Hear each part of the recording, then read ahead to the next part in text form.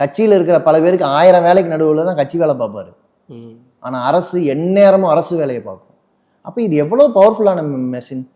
இதை வச்சுட்டு நீங்கள் என்ன வேலை பார்த்துட்டு இருக்கீங்கிறதான் கேள்வி. இந்த கேள்வியை தான் உரிமை கேட்குறவங்க கேட்குறாங்க. இவ்வளோ பெரிய மிஷினை வச்சுக்கிட்டு நீ ஏன் வந்து என்ன இவ்வளவு துன்பத்திலையும் துயரத்திலையும் ஆழ்த்துற? இவ்வளவு வச்சுக்கிட்டு ஏன் வந்து உன்னோட கம்பெனி நட்டத்தில் ஓடுது? ஏன் விமான நிறுவனம் நட்டத்தில் ஓடுதுன்னு விற்கிற? ஏன் இருக்கிற கனிம வளத்தை எல்லாம் உன்னால எடுக்க முடியலன்னு தனியாருக்கு கொடுக்குற? அப்புறம் இது அதே தனியார்கிட்ட அதிக காசு கொடுத்து ஏன் வந்து நீ மின்சாரத்தை வாங்குற? இந்த கேள்வி யார் கேட்குறா? உரிமை கேட்குறவங்க கேட்குறாங்க. மின்சாரம் எனக்கு உரிமை, மின்சாரம் விற்பனை பொருள் இல்லை.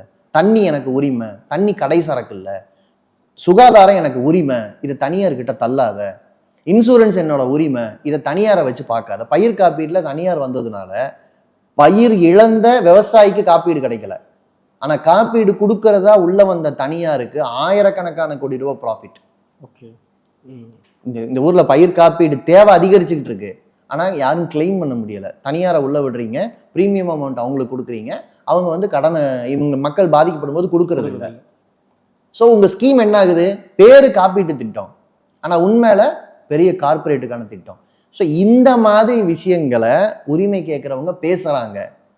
கடமை பேசுறவங்க இதையெல்லாம் மனசுல வச்சுட்டு தான் பேசுறாங்களா? இதையும் அதையும் எதிரா வைக்கிறப்போ தப்பா மாறாதா? அரசுங்கிற இவ்வளோ பெரிய மெக்கானிசத்துக்கு வாதாடுறீங்களே, அதுக்கு அவங்க வாதாடிக்க மாட்டாங்களா?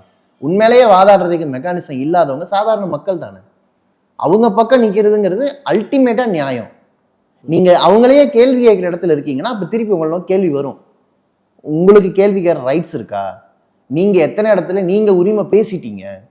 உங்க கடமையில இந்த உரிமைகளுக்கு காது கொடுக்கறது இல்லையா? இதை நான் அஜித்துக்கு எதிராக கேட்கல, நான் இதை விஜய்க்கு எதிராகவும் கேட்பேன். அரசியல் கட்சியே உருவாக்கிட்டாருன்னு சொன்னா கூட அவர் என்ன பேசிட்டாரு? அவரோட அரசியல் என்னவா இருக்கு? இது யாரா இருந்தாலும் எந்த பிம்பமா வந்தாலும் நீங்க மேல இருந்து தாங்க வரீங்க. உங்களுக்கு யாரோ ஒருத்தர் ஃபைனான்சியலா சப்போர்ட் பண்றாங்க, உங்களுக்கு யாரோ ஒருத்தர் மீடியா வெளிச்சம் கொடுக்குறாங்க, நீங்க எல்லாம் பேசணும்னு எதிர்பார்க்குறாங்க.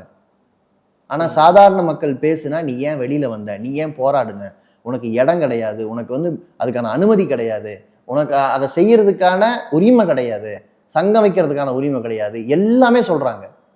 அப்ப சாமானிய மக்கள் எதிர்கொள்ற இந்த சவால்ல ஒரு துளி சவால் நீங்க எதிர்கொள்றீங்களா? நீங்க நினைச்சா போய் வீட்டில் உட்காந்துக்கலாம், நீங்க நினைச்சா உங்களை மீடியா லைம் லைட்ல நிறுத்தும்.